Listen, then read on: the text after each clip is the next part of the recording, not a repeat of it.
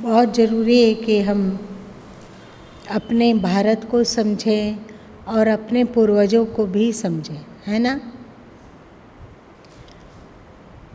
हमारे पूर्वजों के ही संततियाँ हैं ये। दक्षिणी एशिया में भारत, पाकिस्तान, बांग्लादेश, अफ़गानिस्तान,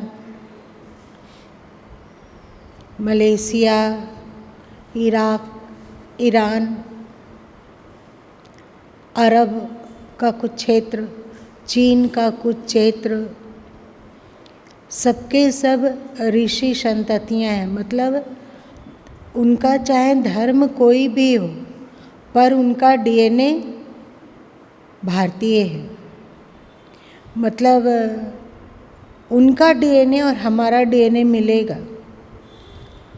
वे सब हमारे ही भाई बंधु हैं, पर धर्म के नाम पर इतनी कट्टरता वहाँ ठूस दी गई कि हमारे ही लोग हमसे अलग होकर हमारे ऊपर ही कठोर होते हैं, हमला करते हैं, हिंसा करते हैं। जैसे कि अभी बांग्लादेश में हो रहा है। कैसे हम लोग हैं जो कि कभी सोच नहीं पाते हैं कि आज सुबह सुबह गुरु माँ के दिमाग में एक बात आ रही थी, कल भी आई थी, आज भी आ रही थी कि बांग्लादेश में हिंदुओं पर अत्याचार हो रहा है, तो वे जमा हो रहे हैं भारत की सीमा क्षेत्रों में और गुहार कर रहे हैं कि हमें भारत में प्रवेश दिया जाए, हमें भारत में की नागरिकता दी जाए। वे मंदिरों को ध्वंस करना, हिंदुओं को काटना मारना, औरतों को उठा के ले जाना, एक धर्म व्यक्ति के दिमाग को, बुद्धि को ऊंचा उठाता है। धर्म व्यक्ति के बुद्धि को, मन को, दिमाग को शांत करता है और मानवता लाता है। अगर धर्म के नाम पर हिंसा के लिए उकसाया जाए, और ये धर्म है ही नहीं। और मनुष्य इतना अविवेकी क्यों है कि अमानवता को वो मजहब अथवा धर्म अथवा पंथ अथवा संप्रदाय समझ लिया है। पाकिस्तान के हिंदू जो कि वहाँ प्रताड़ित हुए तो वे भागकर भारत आए। अफ़गानिस्तान के हिंदू, सिख, जैन इत्यादि को लगा कि वे वहाँ जिंदा नहीं रह पाएंगे तो भागकर भारत आ गए। बांग्लादेश के हिंदू भारत आना चाहते हैं। अब सोचो, यदि हम लोग अपने एकता के अभाव में इसी तरह बेकार का जाति के नाम पर, भाषा के नाम पर, पंथ के नाम पर लड़ते झगड़ते रहें, तो फिर यदि वही स्थिति भारत में आती हो तो आप सब भागकर कहाँ जाएंगे, क्या करेंगे? इसका मतलब कि आप हथियार मत उठाइए, परंतु अपने आप की रक्षा करने में सक्षम होइए, है कि नहीं। इसलिए आपके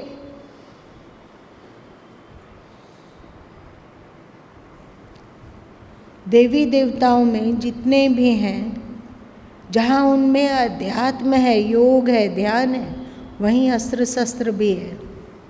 और आपका सबसे बड़ा अस्त्र शस्त्र है आपका संगठन, आपकी एकता।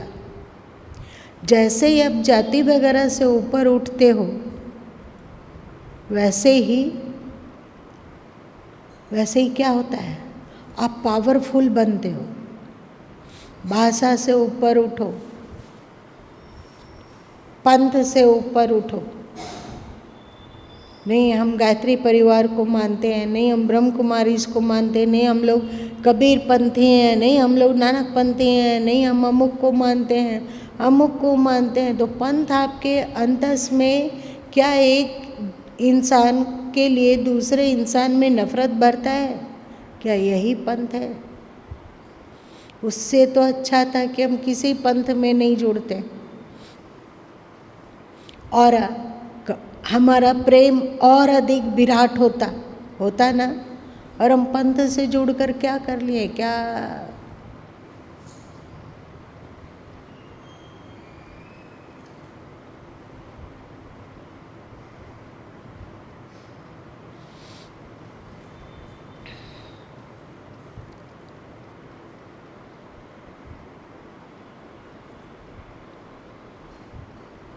आप लोग इन बातों के बारे में कभी सोचते हो? नहीं सोचते। आज सुबह सुबह एक विचार दिमाग में आ रहा था कि हिंदू लोग इतना इस तरह का सीधा क्यों है? हिंदू लोग किसी आसपास के वातावरण में आंखें ना खोलकर आंखें बंद क्यों रखता है? वो उसे होश क्यों नहीं आती है? तो गुरु माँ को लगा, दिमाग में बहुत देर ये विचार आई, तदुपरांत लगा कि हो सकता है कि हिंदू समाज शीर्ष पर था, शीर्ष पर था। सही? आर्य समाज, हिंदू समाज शीर्ष पर था। ये भौतिक जगत में भी और आध्यात्मिक जगत में भी शिखर को छू रहा था। उससे ऊपर उठने का ऑप्शन नहीं था। अब मान लो कि आप गेंद को उछालो, तेजी से उछालो, तो ये छत है। अब बताओ, छत तक तो ऊपर जाएगा, उसके बाद गेंद कहाँ जाएगा? नीचे की ओर आएगा। तो लगा कि क्या यही हो रहा है? कभी हिंदू समाज मतलब सनातन धर्म शिखर पे था, भौतिक उन्नति हो या आध्यात्मिक उन्नति हो, अव्वल दर्जे की थी, और आज वो गिर रहा है। सब अपने अपने पेट को पालने में लगे हुए हैं। हमारा पेट भर रहा है, हम सुखी हैं, बस बहुत है। इससे आगे की क्या चिंता है? खैर,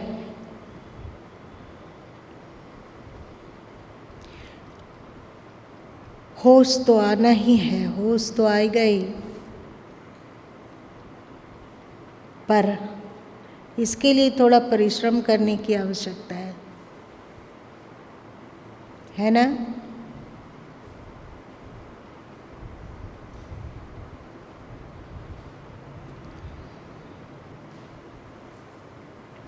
जो मूल संत होते हैं वे कट्टर नहीं होते हैं, वे पंथवाद नहीं सिखलाते हैं।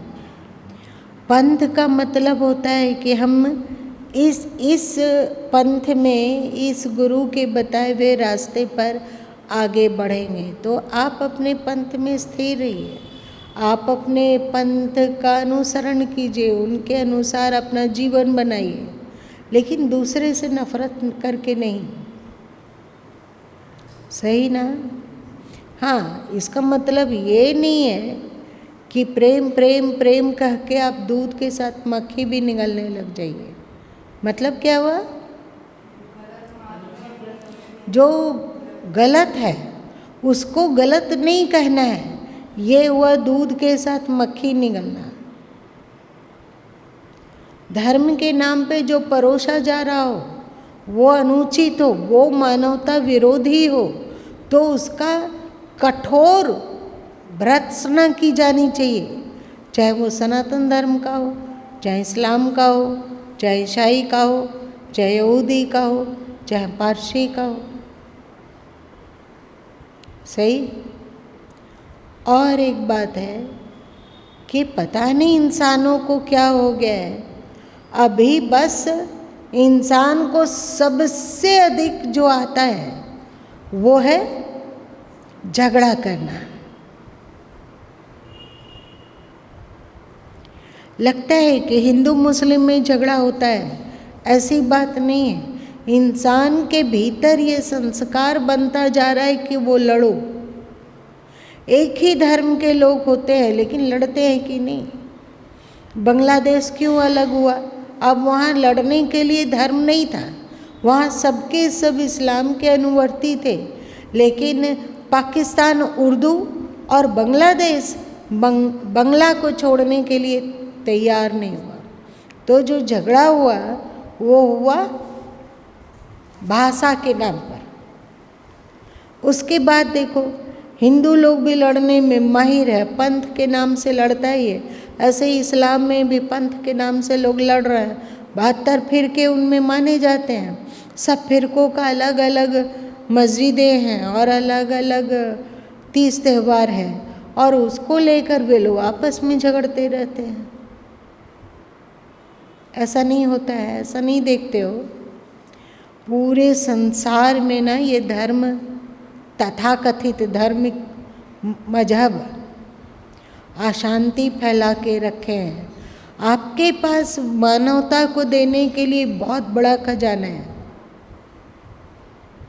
पर आप उस खजाना से परिचित होंगे तब तो उससे आप स्वयं भी लाभ उठाएंगे और दूसरों को भी लाभ पहुंचाएंगे, है कि नहीं?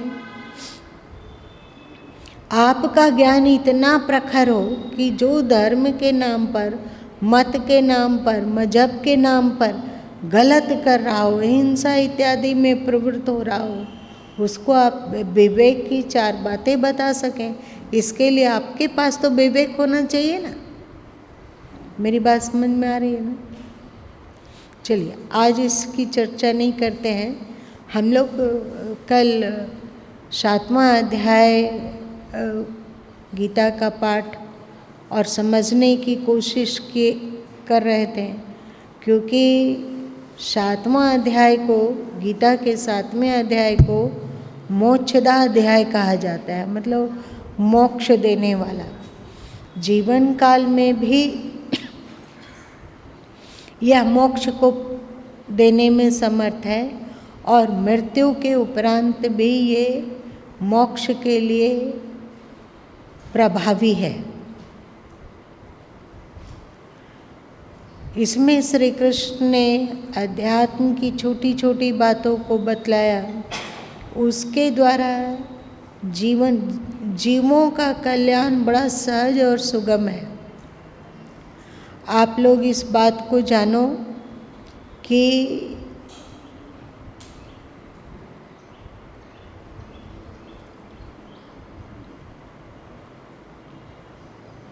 आपको भूख लगती है तो आपको क्या इच्छा होती है? कुछ खाने का, कुछ अनाज खाने के लिए इसकी इच्छा आप करते हो। यदि आपको प्यास लगती है तो आप जल की इच्छा करते हो। वैसे ही जब प्राणी इस शरीर को छोड़कर बाहर आता है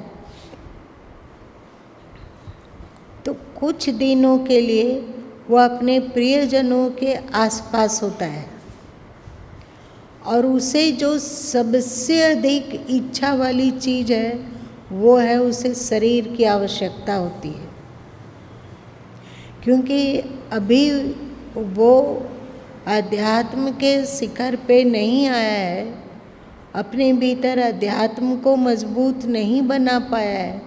उसे अपनी इच्छाओं की पूर्ति हेतु शरीर चाहिए। समझ रहे हैं बात? अपने इच्छाओं की पूर्ति के लिए शरीर चाहिए। वो सुनना चाहता है तो उसके लिए कान चाहिए या नहीं? वो कुछ खाना चाहता है तो उसके लिए मुंह चाहिए या नहीं? जीभ चाहिए या नहीं? कंठ चाहिए या नहीं? वो कुछ देखना चाहता है तो इसके लिए आँखें चाहिए, इसके लिए फिर शरीर ही चाहिए। वो कुछ बोलना चाहता है, उसके लिए भी शरीर चाहिए। अपनी कामनाओं की पूर्ति हेतु उसे शरीर की नितांत आवश्यकता है। तो सबसे पहले जहाँ वह शरीर का त्याग करता है तो अपने शरीर के इर्द गिर्द भटकता है और अपने परिजनों के इर्द गिर्द भटकता है। परिजन मतलब क्या होता है? परिवार, जो उनसे प्रेम करने वाले हैं उनके इर्द गिर्द भटकता है। और साथ साथ में इच्छा करता है कि उनसे संपर्क कैसे हो, पर संपर्क कर नहीं पाता है। और 10 दिन, 12 दिन, 15 दिन होते होते मृत जीवात्मा को थोड़ी थोड़ी नींद सी आने लग जाती है। क्या आप लोग के साथ ऐसा हुआ है कि आप सो रहे हो और बिना भोजन किए, बिना रात्रि भोजन किए आप सो गए हो? तो जब तक आप बालक हैं तब तक तो माँ घसीट के उठा देती है। आप लोग के साथ ऐसा नहीं हुआ है क्या? हुआ है ना? और वो आपके मुंह में कोरी डाल डाल के खिला देती है और उसे आप निगल लेते हैं और साथ साथ में थोड़ा थोड़ा सोते भी रहते हैं। और सुबह जब माँ बोलती है कि तू सो गया था, हम तुम्हें उठा के खिलाएं, और हम लोग को याद भी नहीं है। ऐसा होता है ना, याद नहीं रहती कि क्या हुआ। चाहे किसी सोए हुए व्यक्ति को आप कुछ कुछ बोलते हो कि सुन रहा है, ऐसा कर लेना, वैसा कर लेना, बेचारा आँख किसी तरह खोलता भी है, थोड़ा सुनता है, थोड़ा बिना समझे ही फिर आँख बंद कर लेता है। तो 10 दिन, 12 दिन, 13 दिन होते होते, 15 दिन होते होते उसे नींद सी आने लगती है। किसे? मृत जीवात्मा को, जो कि अभी शरीर छोड़ कर गया है। तो आप जो करोगे उसका बहुत ज़्यादा असर, क्योंकि अब वे नींद उनको लग रहा है, तो आप जो भी करोगे उसका उन पर बहुत ज़्यादा असर नहीं होगा। वैसे ही जैसे नींद में आपकी माँ उठा के आपको खाना खिला दी तो पेट तो भर गया, अच्छा हुआ, पर आपको पता नहीं कि आपने क्या खाया। पता होता है? कुछ पता नहीं होता है। वैसे उनका कुछ तो हित होगा, पर उनका बहुत भला नहीं होगा। जानते हो, एकमात्र हिंदू धर्म में ही ऐसा है कि दाह संस्कार से लेकर सब कुछ में कुछ न कुछ वैज्ञानिक तथ्य है। अब बताओ कि स्मृतियाँ कहाँ रहती है? याद कहाँ होती है? दिमाग में। दिमाग कहाँ है? पैर के तलवा के नीचे या हमारे सिर में? सिर में। ये सिर है, इसमें दिमाग है, इसमें स्मृतियाँ हैं। तो हिंदू धर्म में दाह संस्कार के समय कपाल क्रिया होता है।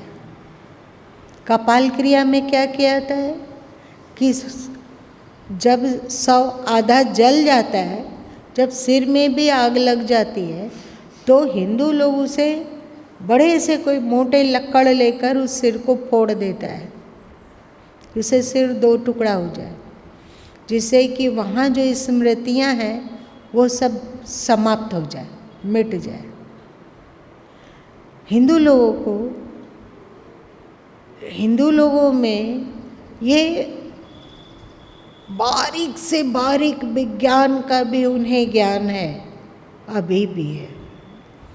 तो जब वे जीव यहाँ से जाते हैं मृत्यु के बाद, तो परिवार में शुरू में बहुत मोह होता है, आसपास ढोलते हैं, पर धीरे धीरे नींद आती है और धीरे धीरे उनकी स्मृति लुप्त होती जाती है कि ये हमारा परिवार रहा, ये हमारा परिवार है। ज़्यादातर लोगों में, मतलब बहुसंख्य लोगों में ऐसा होता है कि उनकी स्मृति वो वाली खो जाती है। मतलब इसके पहले वे कहाँ थे, खो जाती। थोड़ी थोड़ी स्मृति रहती है। बालकपन में आप देखते हो नवजात शिशु लोग स्वयं ही हंसते हैं, स्वयं ही रोते हैं, तो उसे विगत जन्मों का थोड़ी थोड़ी स्मृति रहती है, थोड़ी थोड़ी याद रहती है। तो जब उसे अपने परिवार अथवा पुराने जन्म की कोई अच्छी बात याद आती है तो बच्चे अनायास से मुस्कुराने लगते हैं। और जब उसे कोई कड़वी बात याद आ जाती है, दुख कर पहुंचाने वाली बात याद आती है, तो बच्चा अपने आप चौंक कर रोने लगता है। ये तो आप जन्म के बाद के समय में बच्चों को देख रहे हो। माँ के गर्भ में भी जब उसका शरीर का निर्माण हो जाता है तो जो मेडिकल साइंस है वो पावरफुल अल्ट्रासाउंड के द्वारा इस बात को जान पाया कि गर्भस्थ शिशु भी हंसते हैं और गर्भस्थ शिशु भी अंदर ही अंदर रोते हैं। ये क्या बात है। इसीलिए आपके हिंदू शास्त्र में षोडश संस्कार है, तो जब बालक गर्भ में हो तो उस समय उन्हें कहा जाता है कि आप अच्छी अच्छी बात सुनिए, अच्छी बात बोलिए, अच्छा सोचिए, अच्छा काम कीजिए और अच्छे अच्छे ग्रंथों का स्वाध्याय कीजिए, जिससे वो बच्चा अपने विगत जन्मों के मकड़ जाल से बाहर निकलकर श्रेष्ठत्व की ओर अग्रसर हो सके। बात समझ में आ रही है? ये सब केवल हिंदू धर्म में है। आपको अन्य धर्मों में ये ज्ञान ही नहीं है उनके पास, क्योंकि वे जन्म जन्म का संस्कार मानते ही नहीं है।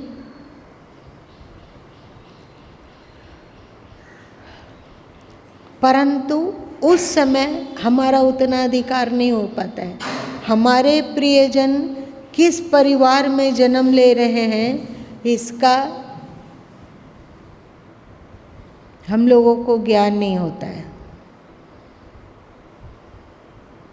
और ज्ञान करने से भी क्या, क्योंकि बच्चा वो भूल चुका है कि आप उसके बच्चे थे या आप उसके पति थे अथवा आप उसकी पत्नी थे अथवा आप इस धर्म के थे, इस जाति के थे, ये सब वो भूल चुका होता है। हम लोग उससे संपर्क बनाने की कोशिश करते हैं और उसे अब आपकी परवाह नहीं है, क्योंकि वो आगे बढ़ चुका है। और ईश्वरीय ऐसा नियम है कि 12 दिन, 15 दिन, 17 दिन होते होते वो विगत जन्मों की स्मृति उसकी धुंधली होने लगती है। आप ही सोचिए, जैसे मान लो कि दीपक की उम्र यदि 30 ईयर हुआ होगा, तो इसको ये वाला जन्म की बातें तो याद है। इस जन्म में वो संभाल रहा है कि नहीं, ये माँ है, ये पिताजी हैं, ये चाचा है, ये चाची है, ये फूआ है, ये फूफा जी है, ये हमारे रिश्तेदार हैं, ये हमारे बाबा हैं, ये दादी है, ये नाना है, ये नानी है, याद है। लेकिन 30 साल पहले ये जहाँ था, 30 साल पहले तो कहीं तो रहा होगा। हो सकता है कहीं बूढ़ा बाबा बन के बैठा होगा। इसके बहुत सारे पोते लोग होंगे जो चारों ओर से घेरते होंगे, बाबा बाबा करते होंगे, हमें ये दीजिए वो दीजिए, और वो उसकी नखड़ा पूरा करता होगा। हो सकता है कि इसकी बुढ़िया भी जिंदा हो, बुढ़िया जिंदा हो, वो याद करती होगी कि 30 साल पहले मेरे पति चले गए। और यहाँ 30 साल का जो उसका पति बैठा हुआ है, उसको एक बार भी याद नहीं आती कि उसकी बुढ़िया उसको याद कर रही है। सही ना? मतलब जीव जब नया जन्म लेता है तो ईश्वरीय नियम के अनुसार विगत स्मृति उसके दिमाग से पोंछ दी जाती है, जिससे वह सुखपूर्वक आगे बढ़ सके, है ना? इस समय जो 13 दिन का अथवा अधिकतम 17 दिन का जो कार्यकलाप होता है, तो क्योंकि जीव अभी पूरी गहरी नींद में नहीं गया है और अपने परिजनों के आसपास वो डोल रहा है, तो ऐसे में उसको ज्ञान का, विवेक का, विज्ञान का और सच्चाई का, अच्छाई का सीख देकर विदा किया जा सकता है, जिससे कि वो जो चला गया उसके प्रति हमारा एक श्रेष्ठ कर्तव्य हो, वो श्रेष्ठ संस्कार लेकर अगले जन्म की ओर बढ़े, जिससे वो जहाँ रहे वहाँ सुखी हो। क्योंकि जब तक श्रेष्ठ संस्कार नहीं हो तब तक व्यक्ति सुखी हो ही नहीं सकता है। आप लोग को क्या लगता है? आप ही लोग देखिए, जब आप सत्संग में नहीं आते थे तो उस समय ज़्यादा आपका दिमाग शांत रहता था कि आज जब आप सत्संग में आते हैं तब आपका दिमाग ज़्यादा शांत रहता है ना? इसका क्या कारण है कि सत्संग में आते हो तो आपका उज्जवल संस्कार जागृत रहता है। इसके कारण यदि प्रतिकूलता कुछ हो भी, जहर छोड़ो ना, ये सब तो होता रहता है। अनुकूलता और प्रतिकूलता तो होता रहता है, इसमें इसके लिए क्या माथाफोड़ी करना है? ऐसा आप सोच के दिल दिमाग को बहुत हद तक शांत कर लेते हो, सही ना? और जब सत्संग में नहीं आते हो तो छोटी छोटी बातों के लिए बहुत ज़्यादा दुखी होना, रोना, कल्पना, है रे ये हमारा हो रहा है, हमारा वो हो रहा है। थोड़ा सा यदि पैर भी दुखा तो इतना शोर मचाते हैं, हमारा पैर दुख रहा है, हमारा पैर दुख रहा है, हमारा पैर दुख रहा है, पैर दुख रहा है। ये कौन अजूबी बात है? ये तो साधारण सी बात है। शरीर पुराना हो रहा है तो शरीर रोगी होगा ही, इसके लिए क्या सोचना। उसका इलाज कराना चाहिए तो इलाज किया जाना चाहिए, अच्छा से भली भांति इलाज किया जाना चाहिए। इससे ज़्यादा हम लोग क्या कर सकते हैं? रोने कलपने से क्या होगा, है ना? तो सत्संग आपको श्रेष्ठ संस्कार देता है। तो ये 17 दिन लगभग यदि हम श्रेष्ठता का वातावरण को प्रसारित कर सके तो जीव का इतना अधिक हित है कि उसे आप तौल नहीं सकते हो। इसलिए मृत्यु के उपरांत अच्छी अच्छी बातों का अध्ययन, पाठ, उसके बारे में चर्चा इत्यादि की जाती है मृत्यु के उपरांत भी, जिससे आपके घर में आपकी बेटी आ जाए, दामाद आ जाए अथवा और कोई प्रियजन आते हों और वो आपके घर में 10 दिन रहे हों, 15 दिन रहे हों, तो विदाई के समय आप कुछ दे लेकर विदा करना चाहते हो। कुछ नहीं कर पाओगे तो एक डब्बा मिठाई ही ले आओगे, एक डब्बा मिठाई उसको घर ले जाना, करते हो या नहीं? तो जो अब जाने वाले हैं, अब उनसे हमारा लिंक टूटने वाला है। हम लोग की तरफ से नहीं, हम लोग उनको हमेशा याद रखेंगे, पर उनके तरफ से उनका लिंक हम लोगों से टूटने वाला है। तो उनको कोई मिठाई का बड़ा सा पैकेट और अच्छा सा गिफ्ट देकर विदा करना चाहिए। तो सबसे अच्छा गिफ्ट है श्रेष्ठ संस्कार, श्रेष्ठ ज्ञान। मेरी बात सबको समझ में आ रही है ना?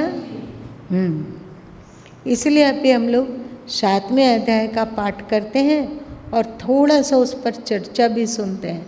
हम सबों का भी तो, और जिन हम लोग वातावरण में, मतलब इस तरह अदृश्य वातावरण में, ये जो हम लोगों के सिर के ऊपर का वातावरण है, बताइए इसमें धूलकण है, सूक्ष्म धूलकण, लेकिन हम लोग को तो नहीं दिखता है,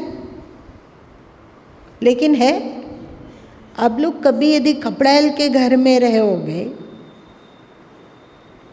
तो कहीं कहीं खपड़े के घर में एक छोटा मोटा छेद भी हो जाता है और उससे रोशनी आती है और उसमें कितने धूल कण चमकते दिखते हैं। आप लोग देखे हो ना? गुरु माँ जब बच्चे थे और इसरी जाता था, मतलब अपने नानी घर, तो वहाँ थोड़ा सा जगह खपड़ैल का बना था, तो उसको बहुत सोचते थे कि दूसरे जगह तो धूलकण दिखता नहीं है, पर इस रोशनी में क्या सूर्य के साथ साथ ही धूलकण आ रहा है धरती पर।